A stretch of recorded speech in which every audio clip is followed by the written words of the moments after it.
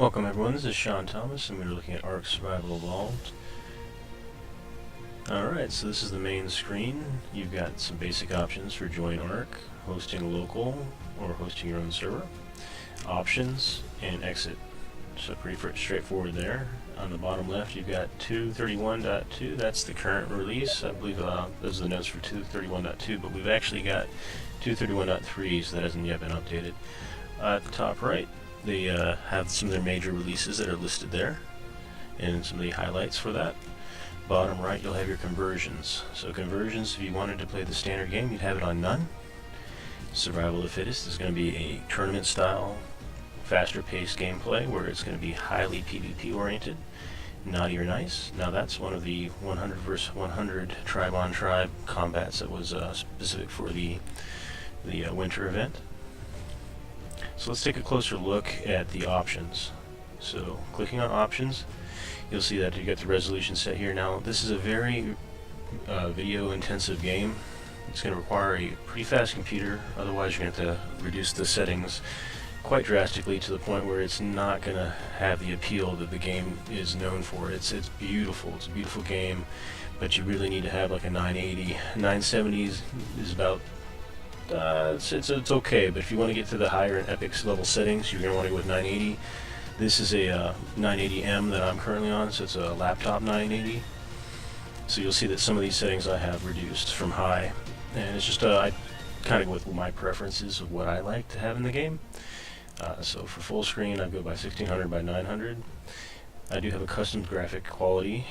For the world tile buffers, I went with high. View distance, you want to have view distance as high as your video card will allow you to have. It gives you the advantage on being able to see the dinosaurs you're looking to tame, or if you're fighting somebody, you'll be able to see your target out in the distance, or if you're looking to avoid getting that close to a Rex or another player, gotta have the view distance on epic. Anti-aliasing, I keep it high. Post-processing high. General shadows, I don't really care too much for shadows or terrain shadows, so I tend to leave these on low just to reduce. Now if you want to have that perfect picture, you might want to bump these up as well. Textures, I keep it high, seems good enough for me. Sky quality I found to be a little challenging to see, especially at night, so I reduced sky quality down to nothing. Ground clutter was more for being able to see things on the ground or if somebody was hiding. I wanted to reduce the clutter as much as possible, so that's why I reduced that down to nothing. It also helps out with your video card. And then motion blur, for me it was kind of neat at first, but it started to get a little distracting with motion blur. This is defaulted on, so you're going to want to take that off, especially if you get motion sickness. And then there's film grain, not too sure what that is, I have that off. Distance field ambient occlusion, screen space ambient occlusion, and dynamic translation. It requires restart, but I'm not really too sure on what those items are. But as you can see, I've only got the screen space ambient occlusion on. Distance field shadowing, high quality materials. A lot of these things I just left as their defaults. Mesh level detail, this one I have all the way up just because I love the way the dinosaurs look, so I keep that maxed out. I got client network bandwidth, it's epic. I've got a very fast internet here, and you want to make sure that you're not on Wi-Fi. A lot of times Wi-Fi, even the microwave just being on for a moment, could disconnect you. A few other things out there will disrupt your signal for the Wi-Fi as well, or if you have something that's a little flaky or competitive Wi-Fi's in the area that are going to override your own, you don't want to be swimming and get disconnected and end up drowning and losing all your stuff. So if you are at all possible able to get a direct cable connection, I strongly recommend it for this game. When you disconnect, you're not safe. You are out in the open and anything can come along and eat you. So you're basically just a ragdoll asleep waiting to be relogged back in. You're going to have to find a safe place to log out when you do. So definitely make sure that you've got a strong internet connection.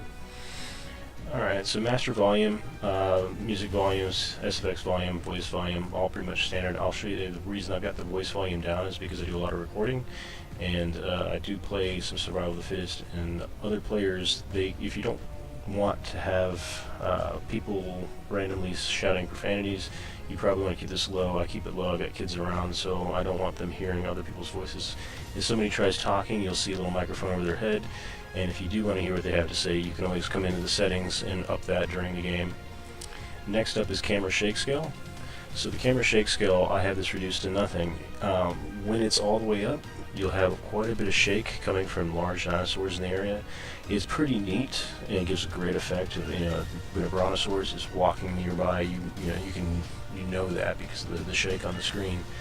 But it can be a little distracting and hard for you to actually adjust your actions to take into account the brontosaurus or the rex coming at you.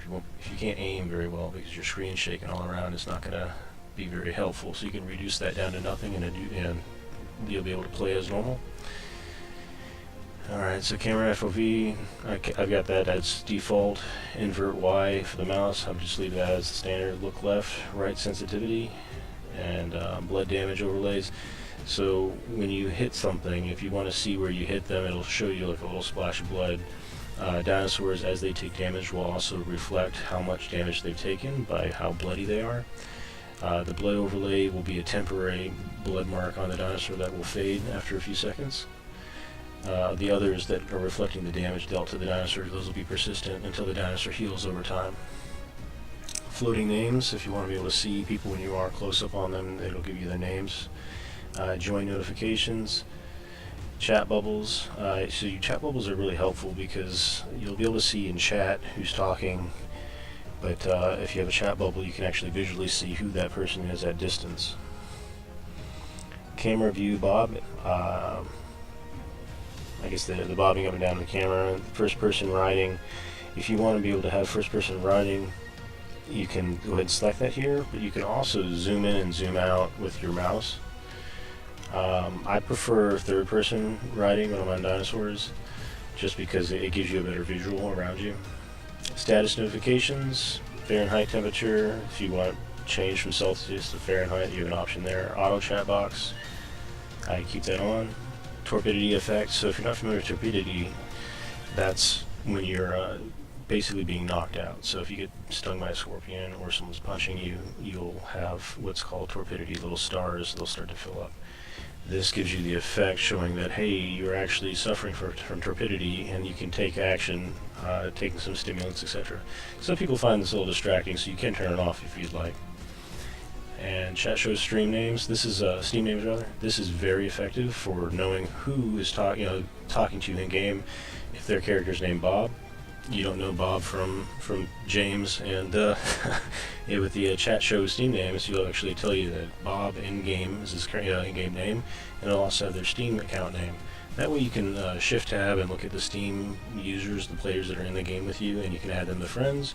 Or if you're being sneaky, you can monitor who's online on the different tribes and understand, if Bob dies and comes back as a different character, you'll know it's really the same person that perhaps griefed your tribe before, and maybe you'll be able to take appropriate actions a little bit quicker. So keep this one on, that way you know. I think it's defaulted off, so you want to come in here and turn that one on. Chat show tribe name, you want that on. You want to be able to know who's in what tribe. Toggle to talk, so the voice volume, it ties in with the toggle to talk. There's a B key that's defaulted for talking. You can toggle that, so when you push B, it can just be constant open channel, so you can continuously talk to people rather than pushing B to talk. And if you do have toggle to talk turned on and you're using TeamSpeak, know that it's going to be an echo for whoever is in TeamSpeak with you, and also in the proximity to where you are.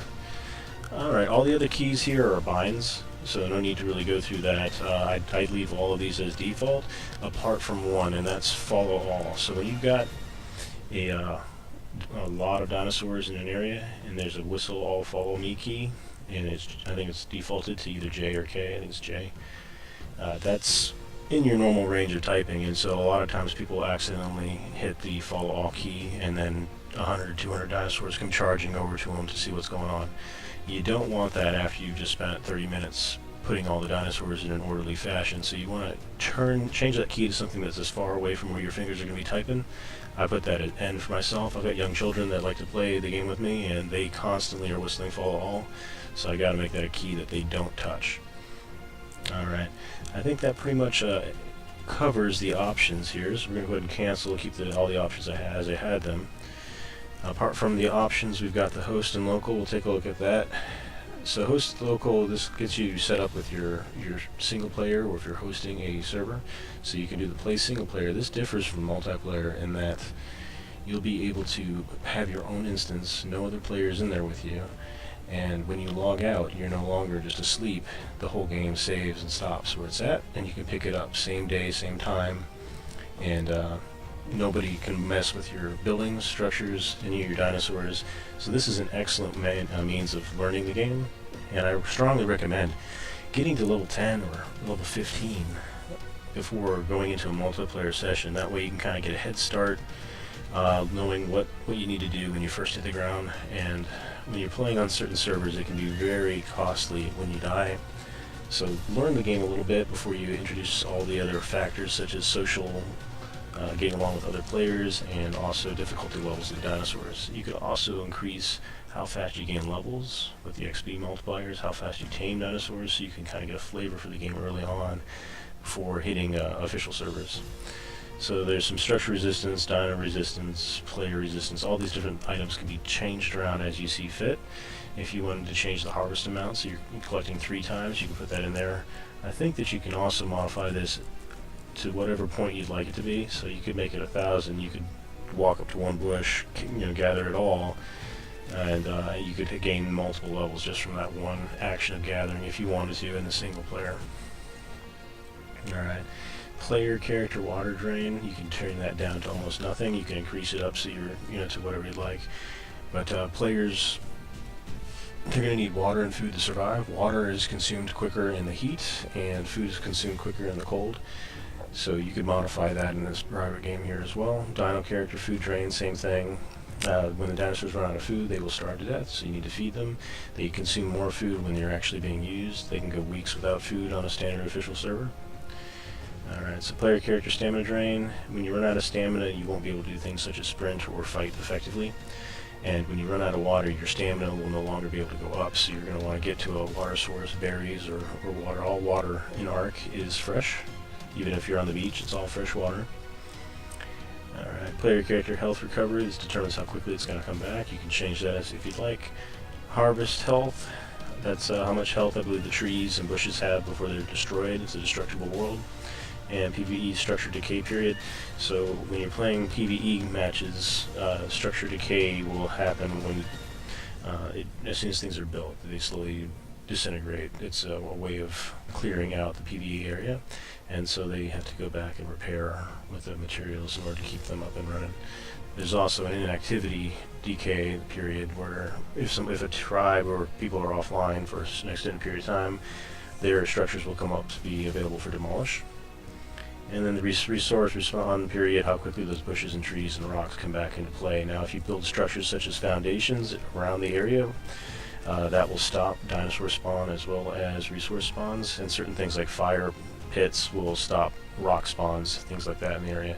So if you want to be careful where you build. You don't want to build near resources that you want, like metal nodes, crystal nodes, oil, etc. You want to keep those areas clear so you can come back and have them available for you in the future. Also, a lot of players will take offense to you building on top of precious metals and likely remove you from that area as a result. Alright, that covers the ARK settings for a personal or hosted server. And then if you want to join ARK, this would give you the list of all the different servers available to you. And currently I've got it set for my survivor, so anybody, any survivor that I've created on any server, this shows you where they are. You can also add servers as favorites, so I've got these set as my favorites. 385 is the one I primarily hang out on. You can also check by where your friends are at, and if you had a LAN going, you can check for LAN. So I X out of that. Non-dedicated sessions, those are the ones that you could host, or you could also have an unofficial server or an official server. So I like to stick with the official servers. There's a little bit less cheating going on the official servers, and it seems more of a fair, realistic thing where you don't have to worry about admins spawning in or giving their friends whatever they'd like, experience and dinos, etc. And with the official, you have options for just a standard vanilla server, and there's PvP involved there, or you can go to a PvE server.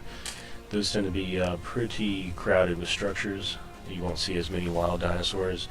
And then if you want to go to the extreme, you can go for hardcore servers. So hardcore servers are going to be the servers where if you die, you lose everything. Your level is reduced to 0, you're dead, gone, have to create a new character when you come back. And how it plays out with tribes is if in a tribe all the members are killed, then the entire tribe is out all the dinosaurs and structures they built are persistent, but they can no longer control them. Alright. So I hope this has been helpful for you. If you would, please mash that like button, please subscribe. It's free to do these things. Also, if you could share with any of your friends, that will help me out greatly. And when you subscribe, you'll also be made available additional content as I create it. Alright, well I hope you've had a great time with this. Happy New Year, and I'll catch you on the next one. Thanks for watching.